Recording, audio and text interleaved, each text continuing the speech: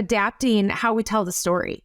And, in what I'm doing with podcasts and some of my other ambitions with Uplevel Dairy, or, the ways that you approach digital marketing or product marketing, at the end of the day, we're all trying to tell a story of some sort and bring an audience into that story.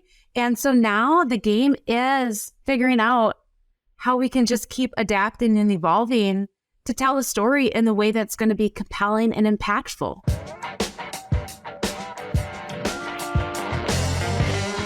Hi, everyone, and welcome to another Wisenetix Podcast episode. I'm Ricardo Vivian, your host and business development lead at Wisenetix, one of the main players when it comes to technical content production in the livestock business.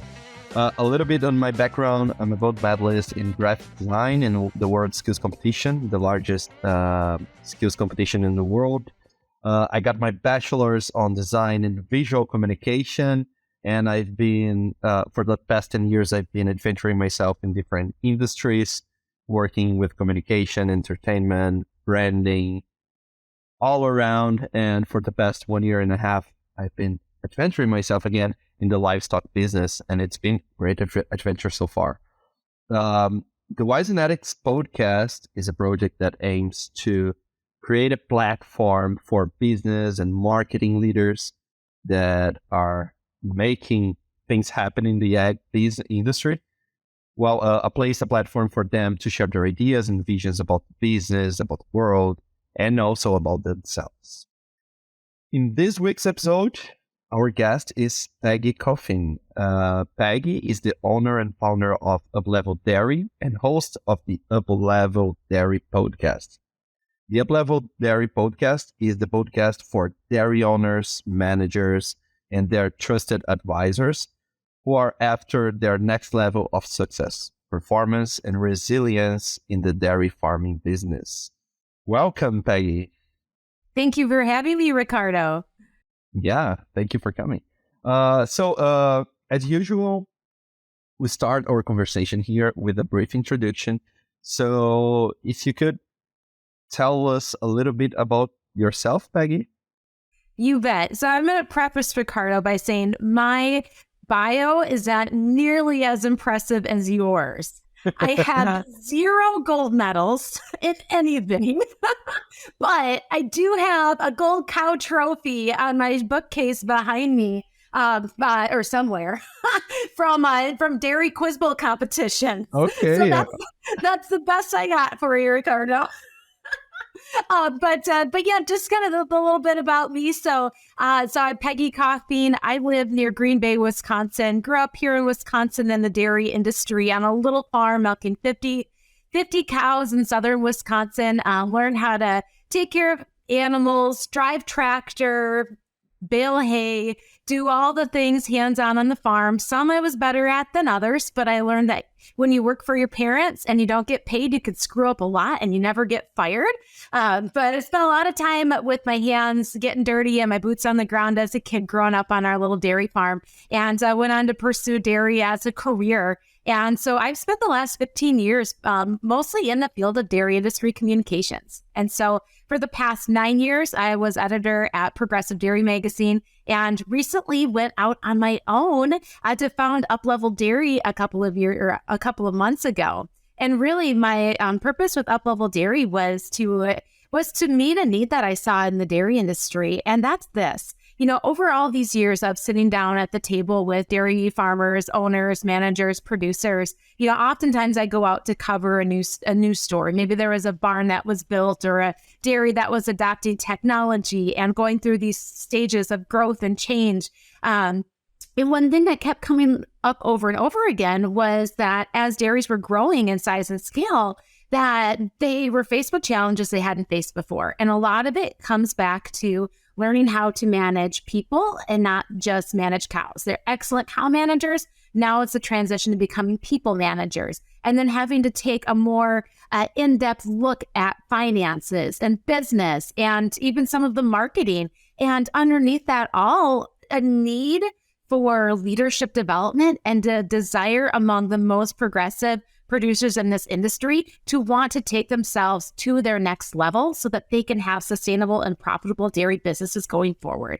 And that is why I founded Uplevel Dairy, is to be that resource and to really help that audience get what they need in information and have the connections to the people that are already in the dairy community and some from outside of it to help us all up-level ourselves together. Nice. I'm sold. That was a good pitch. I liked it. I have a few questions about this. I'm gonna save them for when we get like to the next section of our podcast here. But yeah, it's nice to see like how you got first your experience with a hands-on work in the farm. And yes, I did work with my parents also. I understand the part where you can mess up things and still like you're not fired, which is good. Like, yep, you can hit a few gates and back into a few fence posts, and and still employed. Yeah. Well, they usually don't pay very well, also in our defense. So you had this great life experience where you started in the farm with your parents, as we were just discussing. And then you moved more to the communication side, but still in the dairy world. So being through all of that, what are the main experiences you had so far? Like the 3 main experiences you had so far in your life that you would like to highlight, and what did you learn from those experiences, being personal or professional, as you prefer? Yeah, that's it. That's a great question. And so, one of the things I'll go back to is what I had alluded to in that it was growing up on a dairy farm. And so when you grow up on a small farm, with 50 cows, I think it's like a lot of other family businesses or small businesses that I see out in the world today. And there are the most beautiful blessings of growing up in that way of life. And there's also some lessons that you take away too. And, for me growing up on that farm, I will always cherish the time with my family working side by side. Always cherish the time of just really working one-on-one with the cows and being close to the animals, and also having just an appreciation for the beauty of the world and the environment. And that's what, that's dairy farming, right? It's people, it's animals, and it's the environment around us. And I take that with me, and that heart and that love and passion every single day in what I do with Uplevel Dairy. And, and also my deepest desire is for other people to be able to experience that. And that goes back again to Uplevel Dairy and my passion for helping people reach their next level, because that's what it's going to take to stay in this business for the long haul. So that dairy farm upbringing, it was a huge, huge thing, for me. And then I would take that, another step further. And one of the greatest experiences that I had as a kid growing up in the dairy community. So just to give a little background, I'm from an area in southern Wisconsin. So we have counties in Wisconsin, right? So Greene County, it was this beautiful home of many, many farms, just like the one that I grew up on. And that meant that there was incredible farm families and other kids and parents that were in this community of support with 4-H and in particular, the Junior Holstein Association. And so when I was about 12, I got involved in a competition called Dairy Quiz Bowl, and I had referenced that a minute ago too. And that was such a powerful place for me, because I found my spot where, if you loved learning and loved cows, you were the cool kid. Now, at school, that didn't make you the cool kid, but at Dairy Quiz Bowl practice, that made you the cool kid. And so that opened up this door to just connecting with other kids that were like me, that loved cows and loved to learn, and became a community, within that group. I had an incredible coach, and she just always created an environment of encouragement and learning. And we had some wonderful success as a team. And so I did that all through my youth. And in fact, that just kind of gave me, for one, a foundation for dairy knowledge that I use every single day and used a lot when I was in the editorial world, because you're learning about science, you're learning about nutrition, you're learning about repro, learning about all of these different aspects of dairy. And so that was this incredible foundation that was laid. But, the bigger thing is that it also just created this network of people and, a community around that. And so I actually still am involved in that right now. I've been coaching Dairy Quiz Bowl where I live right now for about the last 7 or 8 years, and coached our older kids in Quiz Bowl and our little boys that are 5 and 7. My 7-year-old just started coming to Quiz Bowl practice this year. So now I'm in the position to become not just coach, but mom, a Dairy Bowl mom. And if you've seen dance moms, you haven't met a Dairy Bowl mom. And so that's one of the big things that was really a game changer for me and an impactful experience was being part of that Dairy Quiz Bowl competition. It's something I still do today. And then as far as, I think you asked for 3, I gave you 2 really long answers. And if there was one other, super impactful thing that I would come back to, I would say it was the decision about 6 months ago to go out on my own and to take the heart and passion that I have and the way that I just saw a need to serve the dairy community differently and to just get brave enough to just go do it. Perfect. Yeah.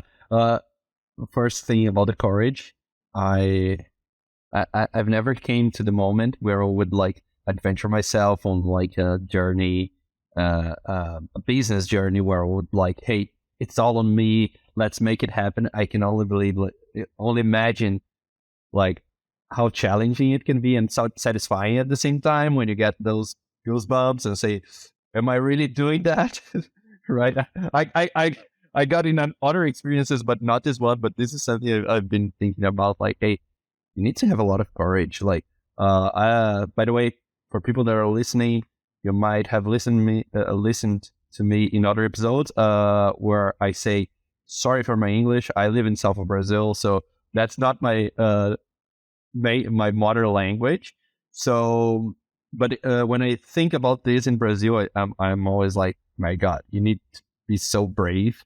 Because my parents, they did this, and being an entrepreneur, I hate this word. You're doing great.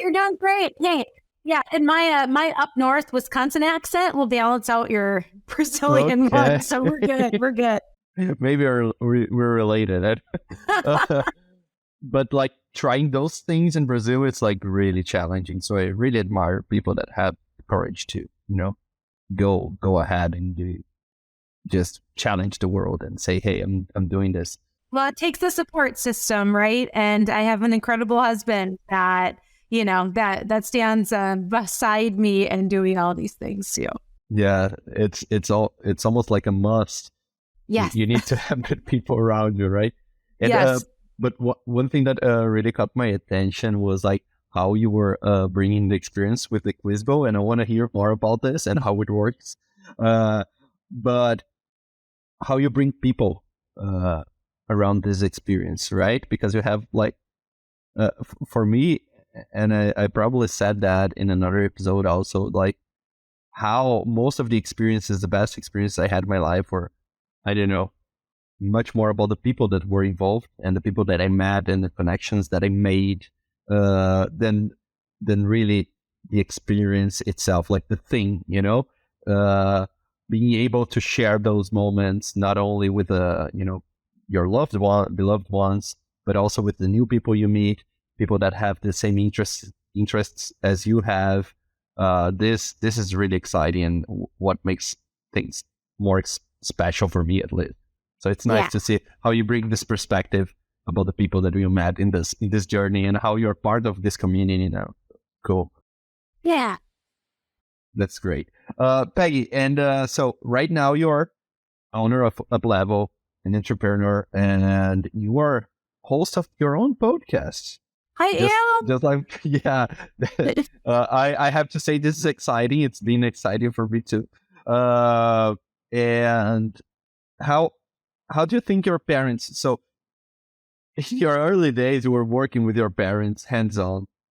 How would your parents describe it, what you did today? How do they say, what do they think a podcast is? Well, so my parents are about 70 76 years old now. And the word podcast is a little fuzzy, but they did tell me that they figured out how to watch my program the other day. So, Okay. they figured out how to go to YouTube and watch it. So they kind of see it as like being a talk show host. It's kind of how they would describe what I do. Perfect. Almost like a radio. Well, you have the video also, so they're probably watching you on YouTube or on video. Yes. Okay, yes. That's good. So it's not they're not getting confused with like, is it like a radio or like, okay, at least they see an image. No, it's good. Yeah, I had this trouble. I'm by like my graduation and my studies were in graphic design, and my mother, I always remember. Well, she speaks Portuguese, of course, but when people asked her what did I do, like what do I do, she used to say she does designer, and I was like, no, I am a designer. I've worked with design. So that's why I always like to bring this question. And this question actually has a purpose because it's when we transition to a conversation more about marketing, about communication, business, and all that is involved in this world. And I would love to hear from you, Peggy. You've been working in the communication world within the dairy industry. How can you tell us a little bit about how has been this experience? What have been your challenges, and so on? Yeah, sure. So, being in dairy communications for about 15 years or so, I go back to when I would have been a student at UW-Madison, University of Wisconsin-Madison. At that time, they still had a major called agriculture journalism. And if you were an ag journalism major, you were studying things like broadcast radio, and web design was kind of a newer field. Some technical writing, PR writing. Those are the type of things that that we were learning about in school. What we weren't learning about was social media, because Facebook, I feel so old saying this, Facebook hadn't quite been invented yet, or was just in its very early years, and was not a professional platform for anything at that point when it was just first coming out. And so, some of the biggest changes, I think, in our industry, in the communications field, certainly revolve around the digital space, right? And so having a background in the print industry, with working with a magazine, and prior to that, also working with a state newspaper, those are fields where we've seen so much transition and ultimately consolidation of large media conglomerates. And then, essentially what used to be, kind of your small town or even statewide, type of publications that are more like an aggregate of, of broader regional news now versus something that's really catered to the local community or to that local niche. So I think those are some of the biggest changes we've seen, is just this landscape of moving from a print world to a digital space. And, you can say one thing, there's good and bad about both sides. Either way, it's change, and it opens up opportunity to continuously learn and figure out how to take your core skill set and just tweak and adapt it in new ways. Perfect. My background is in printing design also. So it was all about packaging and editorial design and, visual identity and all of that. And it's strange because at the same time we have, you can adapt most of your skills. Like in design, of course, you can apply most of it to know for printing design, you can adapt for digital design, this kind of things. But it's funny how, for me at least, it was how, because of my background in printing, in the beginning I used to think about the digital piece just a difference of how it's being reproduced, right? Like how it's being shared.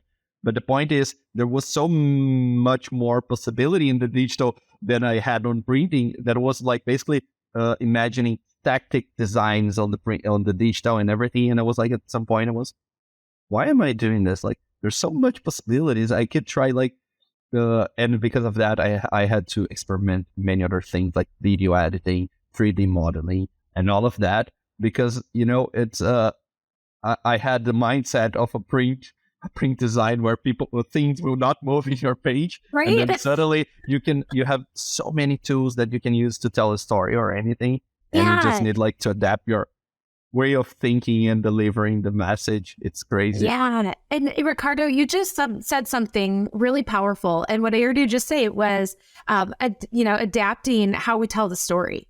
And, in what I'm doing with podcasts and some of my other ambitions with Uplevel Dairy, or, the ways that you approach digital marketing or product marketing, at the end of the day, we're all trying to tell a story of some sort and bring an audience into that story. And so now the game is figuring out how we can just keep adapting and evolving to tell a story in the way that's going to be compelling and impactful, right? Perfect. And how has it been for you to do this in a podcast format? Because this is although some people say this I wouldn't say a podcast right now it's an innovation, but it's definitely for the egg business. It's more innovative than for other industries, and still, even if you don't consider innovation, I see we are all the time seeing trends. And this industry is growing crazily, year after year, the numbers just go higher and higher because people, although it's not something exactly new, people are starting to really listen to podcasts and make them part of their everyday routine. So how do you work with that? How it's been for you to deal with that? Yeah, I think one of the beauties of podcasts is the portability of information and the way that through listening, we're in video, like with my podcasts where we have the YouTube version and the audio platform versions, you're able to appeal to a couple different learning styles and ways of consuming content. Now, kind of going back to my print background, when you're in that print space, you appeal to an audience that is either, accustomed to having something in their hand that they can physically read. They're either accustomed to that or they just, they have some enjoyment of that.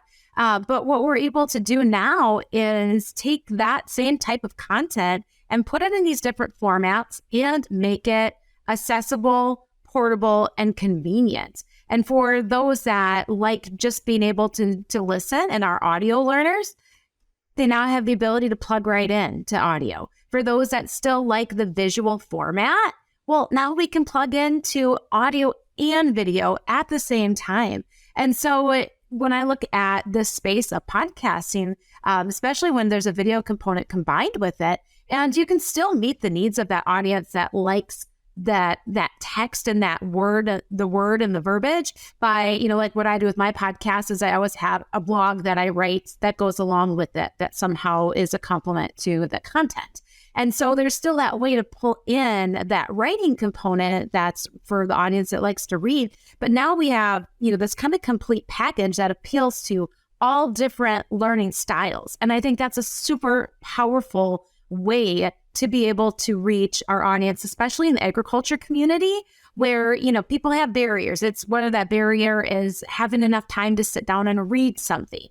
Instead, they can pop something in their ear and listen on the go. It's the barriers of, access to information maybe. So now with the podcasting world, you have so much at your fingertips. I mean, I think it's to the benefit of our agriculture audience to have these formats that are available for their learning, entertainment, information gathering. Perfect. Yeah, you touched a very important point. How does a podcast is a media format that is able to bring information to people. Make the information accessible in a way that no other media can. Like you're not reading a newspaper or anything while you're driving.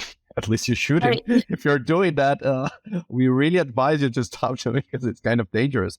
But my point is, if you're, I don't know, running, doing some exercises, washing your dishes, cooking. For me, podcast is almost like a synonym for time optimization because, you're doing other stuff. that don't require a lot of focus.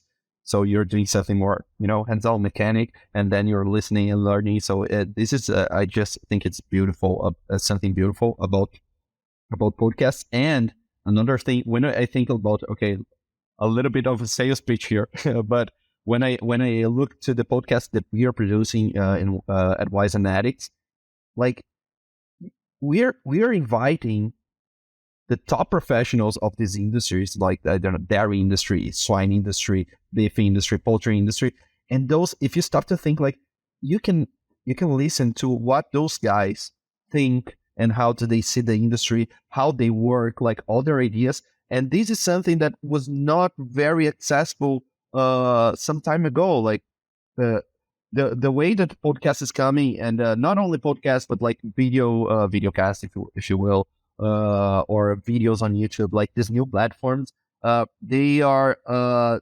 making information and knowledge much not only accessible but democratic.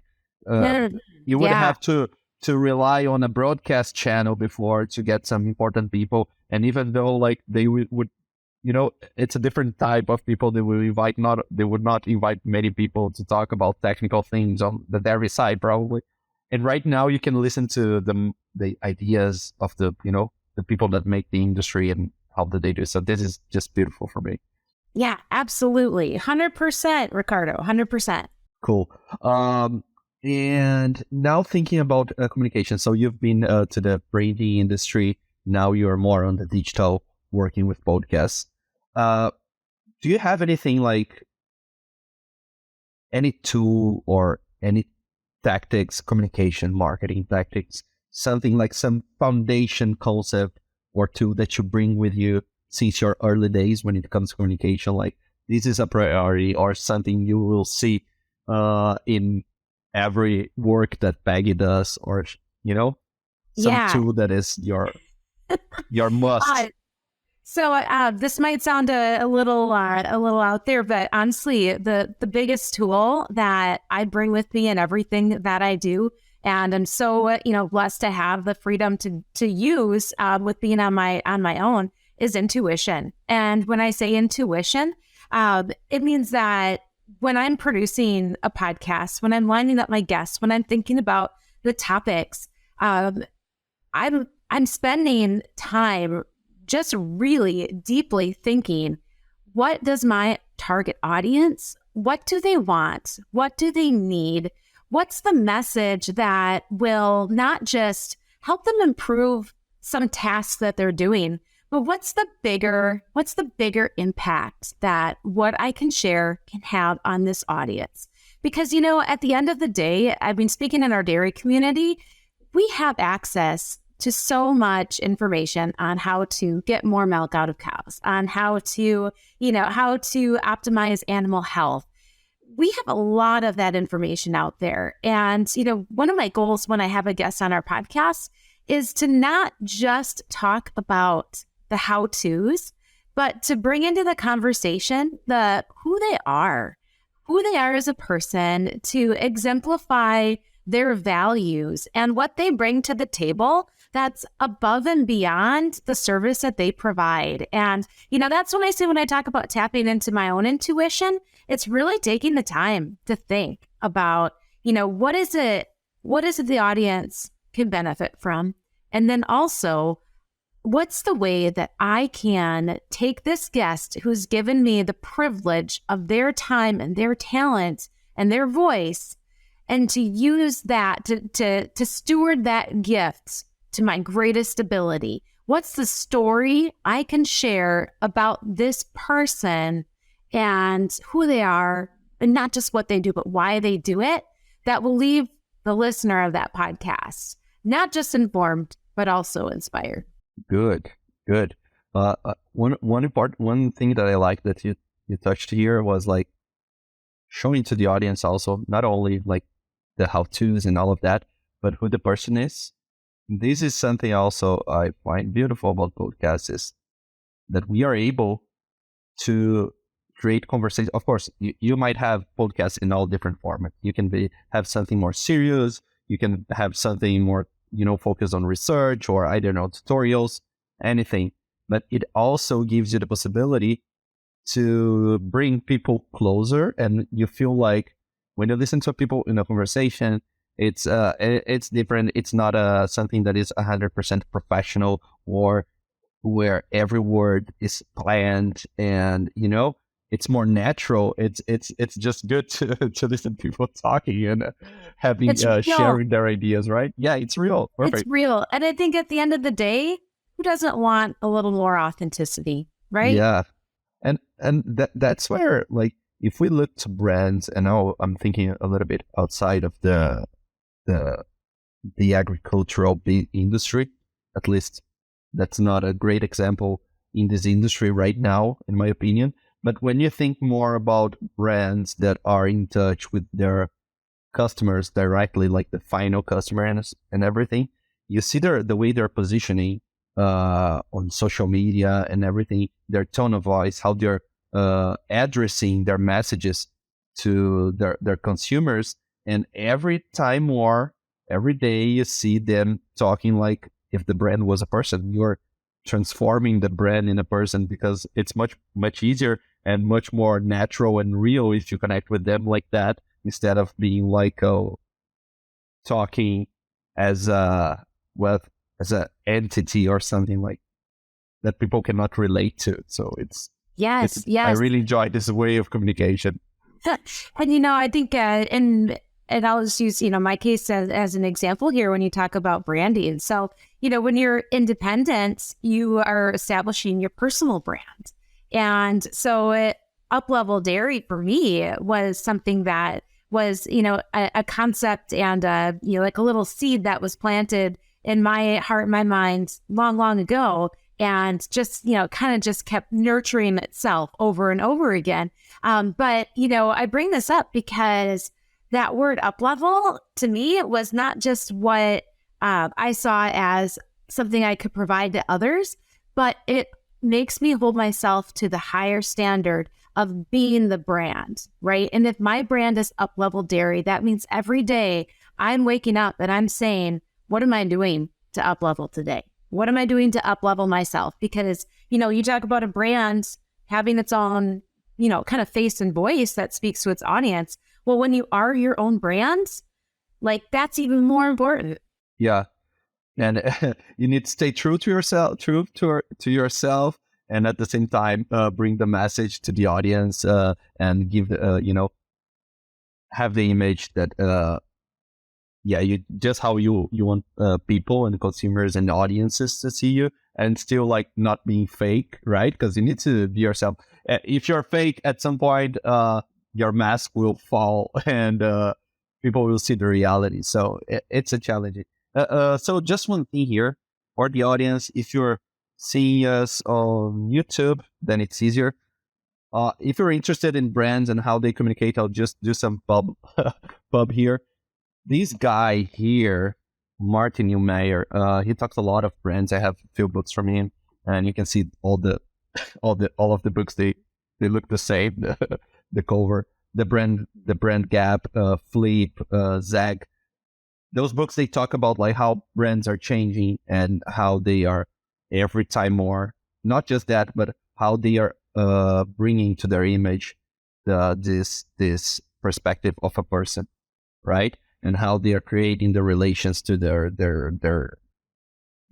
consumers as people, or as a person. So I usually ask a few recommendations of books to our audience here. So that's my recommendation today. Sorry, just because we touched this point, but Martin Neumeyer, if you want to have a look on them and learn more about branding, this is a very not new, but current. I forgot the word in English, guys. Sorry. You're good. You're good. And Peggy, besides the podcast, what else are you guys doing in Uplevel? Which kind of, not only service, but what are the main objectives? Besides, of course, the objective is bringing those professionals, those people that are in the dairy industry, to the next level of success and fulfillment, if you will. But how do you help them accomplishing that and going to this? Yeah. And so the podcast is, I would call kind of my tier one of Uplevel Dairy. So this is the service that I'm providing to our dairy community right now, that provides information, inspiration, engagement, brings those voices for that higher level thinking. But ultimately, there are a couple other tiers that I plan to build out. And so I won't give away all of my goodies quite yet, but some of it really revolves around utilizing the digital space more for providing information, connection, and accountability for those that want to uplevel themselves, right? And maybe there's specific areas they want to learn more about that are more tactical, but maybe it's just that personal development, even personal branding. Right. And those are some of the areas that I look to expand with Uplevel Dairy and what I will be able to offer through Uplevel Dairy. I also, on the side, do a little bit of marketing consulting for a few clients and branding consulting as well. So Nice. So you're using the digital space and platforms to, raise these people's profiles, bring their stories, help this community in multiple ways. And how do you see, thinking about the dairy world now, how do you see people using those tools, and how do they receive those tools? Because when I started working in the livestock business, I had a little bit of an image of like, hey, I don't really know if these guys, of course, everyone now has a phone, everyone connects to the internet. That's not a new thing, but at the same time, there is this taboo that people will not. They are more on the field. They live this life with hands-on, with as you mentioned in the beginning, in a whole specific environment with the animals, and this thing that is, I would say, more real than lots of what we do today, where everything is not that it is not real, but it's digital and not tangible. They live a more tangible life, I would say. How do you see them receiving and using those platforms and digital tools today? Do you think it's a taboo, or no, like they're 100% in? And how do you see this in your position today? Yeah, so that's a good question. There's a couple of things that come to mind as you ask this question, Ricardo. And one of them that comes up right away is, I think when we look at particularly our younger audience of anyone in dairy production or management or industry, I mean, look at those that would have been in college in the last couple of years and that are out into the work world. What happened to them in the last few years? If they were in college, they probably converted to online classes. And so we have this generation in the workforce right now, this younger generation that is already adapted to learning digitally.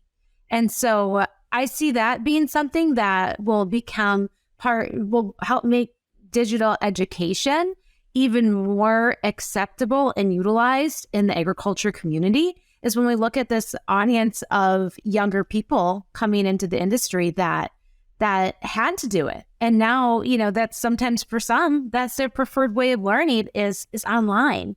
The other aspect that I would bring into this conversation, Ricardo, is that if you provide what people need and have enough value attached to it, they'll find a way to want to receive it if you make it in such a way that it's easy to access.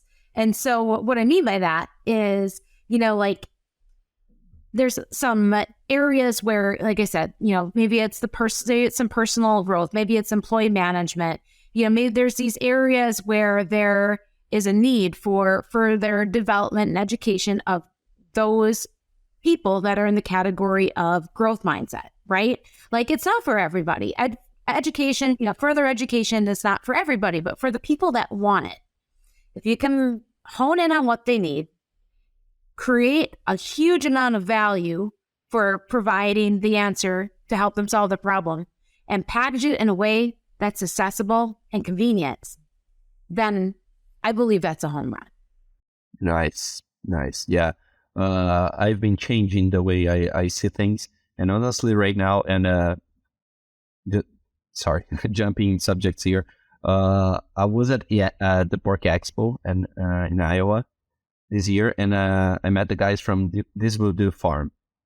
They have like a podcast, and it's funny because I thought, okay, maybe are people really that are out there? Are they really using the social media channels in a way that we use the same ones, consuming the content? And one of this podcast is hosted by a father and a son, Sawyer, and I forgot the name of the father, and he was just telling us that lots of the people that are following us, following them, sometimes they don't even like to make it how can I say, like the people that are following the audience, they're following them on even TikTok. Like this is something quite new for me. Like I don't use TikTok today, and they were like, hey, yeah, there's a lot of people following us, that people that are living their routines on their farms, and they are consuming a lot of content through TikTok, a platform that some people would say, hey, it's too new, it's a trend. No, it's happening, and people are using a lot. And people would say, like, quite discreet, in a secret way. It's not exactly secret, but hey, I follow you on TikTok. Like they don't want people to know that they're using TikTok, but it's a part, like it's everywhere now. And but it's good. It's good to see, because as you mentioned, people that want education, they're after education and content and knowledge and information. It's accessible now, and it's democratic. People can finally have it. You're not a privileged. You don't need to be a privileged to have access to all these new things. And I think this is gonna play an important role in the change of like how even we see like the differences, economic differences between people and poor people and rich people, because information is the key for this change. And now it's democratic. Now everyone can have access. Almost everyone. Like if you have internet and the will to go after it, you can do a lot. You can go on YouTube. You can like learn about thousands of different things. So it's another beautiful thing about the digital for me. Peggy, so long, that was a long a long loop I did to talk about like That's how good people stuff. are using TikTok. Now thinking about more your routine, your work routine, not only with the podcast, but everything you do with the marketing consultancy and all of that. Do you have any tips for people that you think are useful when it comes to productivity, like things you like to do? Sure, I can show you what I do every day. So I have this little paper that sits on my desk, and every morning, part of my routine is filling this out. So this is a little of this is borrowed from some Brendan Burchard high performance habits, and some of it was adapted to fit my personal needs. But this is like what I kind of use for my day planner. Is just writing this out every single day. And I'll walk you through what I write out. So the first question at the top of my list I ask myself is, how do I want to show up today? And I've got 3 bullet points. So how do I want to show up, and what's the energy I want to bring into what I'm doing today? And so that's just kind of how I set my mind up for the day, to be like, okay, I want to be, really focused today, or, maybe I will need to practice some patience today, or turn my listening ears on a little bit higher, as I would tell my children. Sometimes moms have to do that too. And then so this has been a game changer for me. So I used to just have like this crazy to-do list with like 20 things on it, never get them all done, right? And it like was daunting and almost like overwhelming. So the second question I have on my list is this. It says, what does success look like when I lay down to go to bed tonight? And by reframing like how I prioritize my day based on that question, it just, I don't know, it's been a shifter for me. So like, what does success look like? And oftentimes, like what I'm writing there is something that involves, taking care of my health, getting in that good workout, or just making sure that, I'm on point with my nutrition. That's like taking care of my body, right? So with my body and my mind. And maybe it's, like that I made a healthy dinner and sat down with my family. We all ate together. So like, I know that doesn't sound like productivity, but you know what? At the end of the day, to me, that's part of success, is being able to say that I didn't just get my work done, but I got to, I did the things I needed to do to be the person I want to be for the people that are in my care too. And then also, maybe some big tasks or whatever, for work-wise that I really want to move forward. And then another thing I added to my list is, who will I encourage today? And that's who am I going to send a little note to. I used to be a lot better at that. And I realized that, when I do it for other people, it's actually a gift to myself sometimes selfishly, that I feel better when I take that one moment to send a text to a friend or write out a little card or something. So those are the things that's how I start my day, is by asking myself those questions, and then outline my big 3 priorities for the day, people I need to reach out to, and do that first thing in the morning. And then kind of bullet point a few other tasks. And then I just kind of write out my schedule for the day of anything that's, and then I'm trying to time block. And and then I have my done time at the end of the day, which is when my little guy gets off the bus. And I want to make sure that, this is the hardest part, honestly, is being able to like start to kind of shut down the work day so that I can be mom. And when you work from home and everything's in the same space, that can be really hard. But it's also my driver and my push to say, I need to be that much more efficient with my time during the workday, so that I can be who I want to be for my family at the end of the day. That's important. And I can really, well, I don't have any son or daughter yet, but I can see how. You have a dog though. No. Oh yeah, I do have. Yeah, like a dog daughter. No, my God, my mother would kill me if she isn't that. Good thing she doesn't listen to podcasts. Yeah, so. Yeah, no, she doesn't understand English, so it's fine.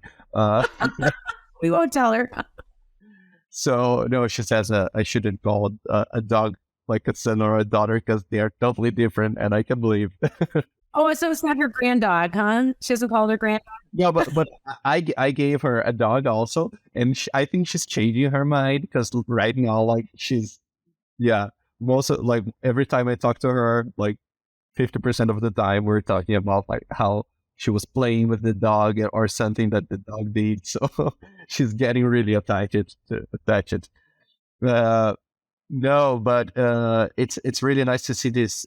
It's not only a to-do list, but something much more directed to behavior and like how you want to show up to the world and to yourself also, like how you want. And that's when you were explaining that, I was just remembering how you named your own brand, like Uplevel. That's a great reminder. And for me, this plan you have, this daily plan, it's also it's really important, because most of times we need to be reminded of the most obvious things. Yeah. Right? In the day, like your health, okay, that's a priority. If you're not well with if you're not feeling well, it's really hard for you to perform. Like I had COVID last week, and I can feel like how I didn't exercise last week. It wouldn't be a good idea, especially because I did some exercise with other people. But like how after a week of feeling sick, how your your mind doesn't work as it should. And I need to remind myself, I have this bottle of water and I need to drink water. I need to do my exercise, and I need to spend good time with my family right now, which is my girlfriend. We live together, and like how those things are important. And balance is the word for me. You shouldn't put everything on your work, and okay, like I need success. Success is my objective in the workplace. And what is success, right? Like, I mean, and I think that's the thing that. So just to preface this whole list that I just showed you, my day planner, basically, like it is the result of screwing up a lot of things first, right? Like it's the result of hitting the burnout wall. It's the result of doing some really destructive things to my health because I didn't take care of myself and, at the level that I should have with rest and, and just taking care of my body, and my mind. Like this is the way it is because this is what I need for me because I've hit the burnout wall multiple times, right? Like it's because I've hit those points of being like, hey, I'm not present with my kiddos or with my husband and saying, you know what, like this is what I want. This is part of what success looks like for me is not just, I will naturally by nature put 100%, 110% into how I want to impact people and make people feel and how I want to change the world. But what's that worth if I kill myself trying to do it and if everyone I live with hates me? Like that's not success. So that's where the list comes from. It's good to see that we are humans and although we fail, we also learn. So it's good to see that you did learn with your previous experiences and now you can take the time to yourself. Nice. Good. I'm trying to do this from now. I didn't hit the burnout wall yet. I think I got close to that, but I haven't hit that yet. So it's good. Trying to keep my health in first place also. So Peggy, we are coming to the end here. So for us to wrap up here, I'd like to ask, like, if you have any books you would like to recommend to our audience. You were just talking about this Burchard. Yeah. So High Performance Habits was a really impactful. Yep. That was a really impactful book for me. In fact, there is a passage in the book that just speaks to my heart so strongly. And the last line of it says this: your next level of performance is in your next level of truth. And that is such a driver again behind Uplevel Dairy, right? Like that next level of performance, I think so many times, we're seeking something, right? Again, like what's your definition of success, and so we're like, how can we perform better? How can we achieve more? How can we do more? How can we, do the thing that we're driven to do? And it says your next level of performance is in your next level of truth. And that truth piece is getting honest with ourselves about what it takes to reach that next level of success and how, based on how we define success. And so that book, has been a big impact, for me in the way that I'm trying to, make some changes to just, be true to the up level. Right. And so that one, and then the other recommendation I have for anybody that is in any sort of marketing or building out their own brand, I love Donald Miller and especially his podcast, Business Made Simple and Marketing Made Simple, and the story brand concept. And when I started, I actually have another business. And when I started that business a couple of years ago, I had gotten turned on to Donald Miller and just really, really soaked in his story brand style for story brand marketing. And so that would be another resource that I love and I believe can really be a game changer for a lot of people in the marketing and in agriculture community too. Nice. Perfect.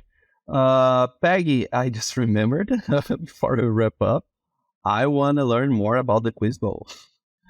How was that? I know we are at the end here, but if you can tell us more about how it is, how is this community of people and friends that you're part of. Yeah. And if you have the golden cow, I'd love to see that. Oh man, I think I might have moved. Where did I put them? I might have taken them. I think when I rearranged my office, I'll accept that photo later. No problem. Gosh darn it! I moved my little gold cows. Shoot. Anyway, so Dairy Quiz Bowl. It's like a little contest with buzzers, and we get the kids involved. We have a group of about 20 kids in our county here, and then we compete at state competitions. And actually, this past year, one of my personal goals was to take a team to the national competition. And so I had these rock star kids in our county here that are involved in dairy and love cows. And so 4 of them last year were qualified to go to nationals. So we went and competed at nationals and they did phenomenal. I was so proud of them. But it's all dairy related questions. And so do you know a few things about cows, or do you know more things about pigs? A little bit more about pigs, but I'm learning about cows. I'd love to learn more. Yeah. So I'll ask you a couple of questions. We'll see if you can answer. Okay. So one of the big here, I'll give you what we call the rookie question. So this is what I'm starting out my 7-year-old learning. How many stomach compartments does cow have, Ricardo? Ruminants are not monogastric, so I know they have more than one. You do. How many? Multiple. 4? 4. Yes, you're right. 4. So yeah. if you were competing and you said 4, you just got yourself 15 points. Okay, no, good. If you would have done that wrong, you would have lost 10 points for your team. And then they all would have kicked you under the table. Nice. And let's see what else. So yeah, that's kind of one of the basic questions. And then we get into questions about, repro and genetics and, what's the gestation period of a dairy cow? You know that one? No, gestation. 280 days. So these kids, I tell you, they are drilled, and they could say these things in their sleep. They are incredible. So that's nice.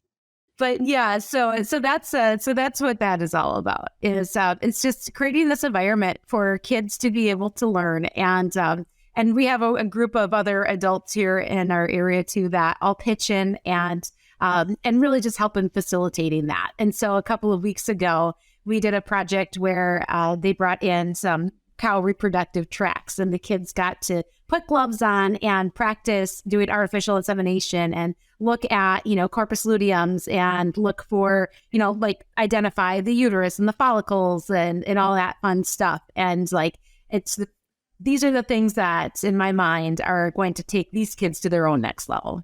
Yeah.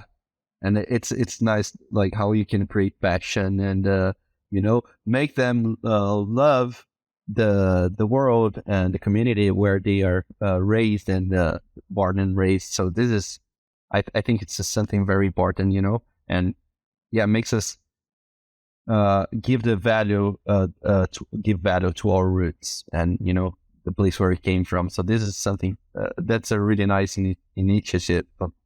Congratulations to you guys on that. Well, it's all them. It's all them.